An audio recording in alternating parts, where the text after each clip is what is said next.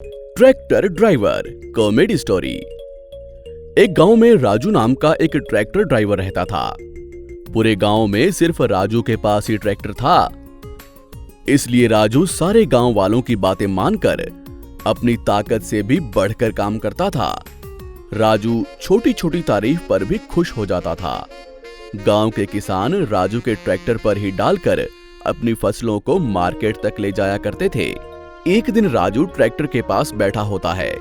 इतने में रामू नाम का एक किसान आता है और राजू से कहता है, राजू भाई क्या कर रहे हो? इन कपास की बोरियों को मार्केट में ले जाओगे क्या? इन बोरियों को मार्केट में बेचा तभी हाथ में कुछ पैसे आएंगे। ठीक है मैं चलूंगा। जरा जल्दी करो भाई। अब तुम निश्चिंत हो जाओ, कहते हुए ट्रैक्टर को लेकर कपास की बोरियों के पास जाता है। राजू भाई ये रही कपास की बोरियां। अभी 2 आदमियों को लेकर आता हूँ, फिर इन बोरियों को ट्रैक्टर में लोड करके मार्केट में ले जाएंगे। अरे मेरे होते हुए और 2 आदमियों की क्या जरूरत है? मैं अकेला ही इन बोरियों को ट्रैक्टर में लोड कर दूंगा। क्या कह रहे हो? इतनी सारी बोरियां तुम अकेले ही लोड कर दोगे? तुम्हें तकलीफ होगी राजू। आप चिंता ना करो, मैं सारी बोरियां लोड कर दूंगा। ऐसा कहते हुए राजू थोड़ी ही देर में सारी बोरियां लोड कर देता है। अरे वाह भाई, इतनी जल्दी तुमने सारी बोरियां ट्रैक्टर में लोड कर दी। तुम ग्रेट हो। तुम बहुत बलवान हो राजू। तुम्हें गांव में नहीं कहीं और होना चाहिए था। तुम्हारे टैलेंट की सही जगह ये नहीं है। अरे भाई ये तो कुछ भी नहीं है, मैंने इससे बड़ी बड़ी बोरियां उठाई हैं। तुम बहुत ग्रेट हो भाई। तुम्हारी ताकत के बारे में सुना था लेकिन अभी देख भी लिया। अच्छा ठीक है, मार्केट चलते हैं। ठीक है भाई, अभी निकलते हैं। कहते हुए ट्रैक्टर को स्टार्ट करके मार्केट के लिए निकलता है। इस तरह थोड़ी दूर जाने के बाद कपास की बोरियों पर बैठा रामू कहता है, राजू भाई क्या हुआ? ट्रैक्टर क्यों रोक दिया? समझ में नहीं आ रहा है, अभी देख रहा हूँ, चिंता ना करो। थोड़ा जल्दी करो भाई। शायद इंजन में कुछ समस्या है, ट्रैक्टर चल नहीं सकता।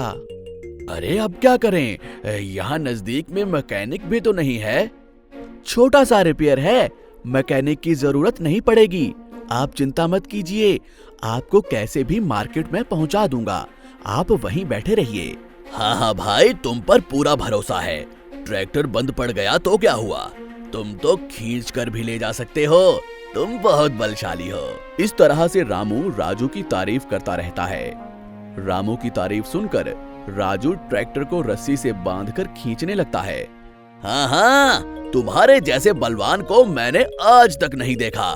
तुम कितनी आसानी से ट्रैक्टर को खींच रहे हो। किसी ना किसी दिन तुम्हारे टैलेंट को दुनिया जरूर पहचानेगी।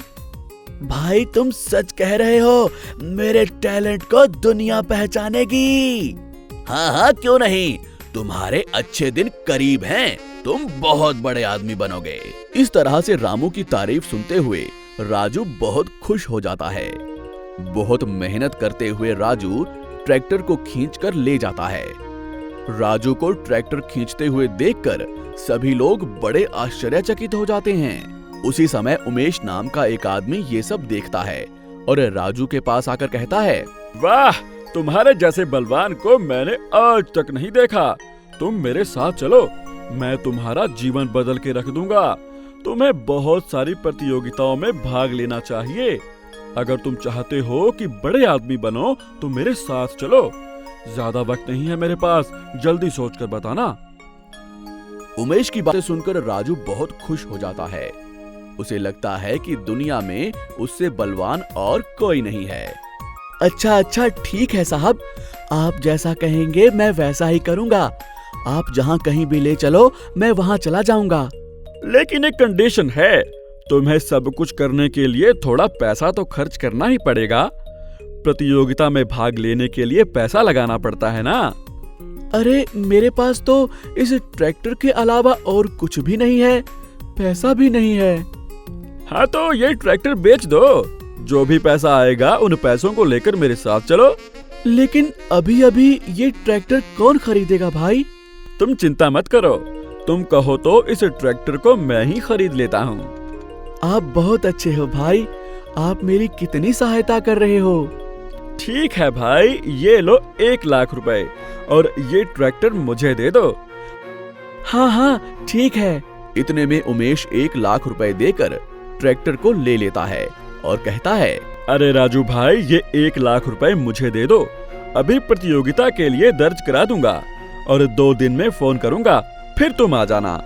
प्रतियोगिता जीतने के बाद याद रखोगे ना, भूल तो नहीं जाओगे। अरे नहीं नहीं भाई, आप मेरी इतनी सहायता कर रहे हैं, आपको कैसे भूल सकता हूँ। इतने में वहाँ रामू आता है। अरे राजू, कौन है ये आदमी, कहाँ से आया है? ऐसे अनजान लोगों के ऊपर भरोसा मत करो। राजू भाई, ऐसे लोगों की वजह से ही तुम्हारा टैलेंट इस गांव में ही रह गया है। मुझ पर भरोसा करो भाई। अरे राजू, तुमने इस व्यक्ति की बातें सुनकर अपना ट्रैक्टर भी बेच दिया। अपरिचित व्यक्तियों पर भरोसा मत करो। क्या करना है राजू, ये तुम्हारी इच्छा है। किस्मत तो दरवाजा एक बार ही खोलती है। हाँ भाई, आप मुझे फोन कीजिए, मैं फौरन ही आपके पास आ जाऊंगा। वेरी गुड भाई, तुमने बहुत अच्छा निर्णय लिया। 2 दिन में तुम हीरो बन जाओगे। ये तो बहुत खुशी की बात है भाई। राजू भाई, फिर मिलते हैं। ये कहते हुए उमेश वहाँ से चला जाता है। दूसरे दिन राजू उमेश के फोन का इंतजार कर रहा था।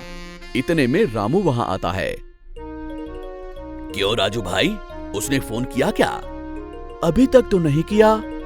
उसका फोन कभी नहीं आएगा। ऐसा क्यों कह रहे हो भाई? उसने तो कहा कि फोन करेगा। अरे बेवकूफ, तेरे पास तो फोन ही नहीं है, तो फोन करेगा कहाँ वो? अरे, मुझे धोखा दिया और मेरे ट्रैक्टर के साथ साथ सारा पैसा भी लेकर चला गया। उसने तुम्हारी थोड़ी सी तारीफ क्या कर दी, उसके बाद तुम तो उसकी बातों में ही आ गए। तुम्हें कितना समझाया, लेकिन तुम समझे ही नहीं। मैं अब कैसे जीऊंगा? मेरे परिवार की देखभाल कैसे करूंगा? आगे से तुम किसी की भी तारीफ में मत आना, अपनी ताकत के बराबर ही काम करना।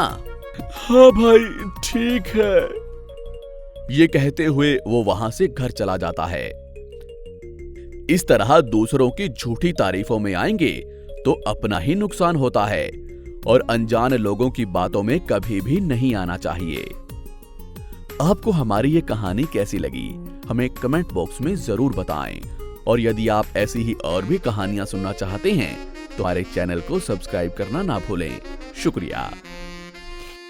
Old age hope. रंगपुरा नाम के एक गांव में सतीश और सीता नाम के 2 पति पत्नी रहते थे। सतीश और सीता का एक प्यारा सा बेटा भी था। सतीश के घर में उसके पिता राजू भी रहते थे। राजू गांव में छोटे मोटे काम करके अपने बेटे की मदद किया करते थे। कुछ दिन यूं ही बीत गए।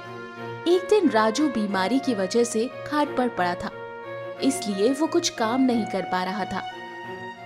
ऐसे ही कुछ दिन गुजरते गए। राजू अब और बीमार होते जा रहे थे, इसीलिए अब घर से बाहर भी नहीं जा पा रहे थे। इसकी वजह से सीता को उनकी देखभाल करनी पड़ती थी। कुछ दिन तो ठीक रहा, लेकिन उसके बाद सीता उनकी देखभाल करते करते थक चुकी थी और अपने मन में सोचती थी, ये बुढ़ा और कितने दिन जिएगा, कब मौत आएगी इसको, मुझसे नहीं होता इसकी सेवा करना। ये सोचते हुए कुछ दिन और गुजर गए। एक दिन सीता ने अपने पति से कहा, देखो जी, अब आप अपने पिताजी को देखो, मुझसे नहीं होगा। मैं तो कहती हूँ इन्हें तुरंत किसी वृद्धाश्रम में छोड़ आइए। सीता की बात सुनकर सतीश ने कहा, देखो सीता, अब मेरे पिता बूढ़े हो गए हैं। इस हाल में मेरे पिता को वृद्धाश्रम छोड़ना अच्छी बात नहीं होगी। कुछ दिन सब्र करो ना। सतीश ने इस तरह सीता को कुछ दिन समझाने की बहुत कोशिश करी। फिर कुछ दिन के बाद सीता वही बात अपने पति से दोबारा कहने लगी। इस बार सतीश को कुछ समझ नहीं आया, इसलिए सीता की बात को उसने हाँ कह दिया। अगले दिन सतीश वृद्धाश्रम की जानकारी के लिए घर से निकल गया।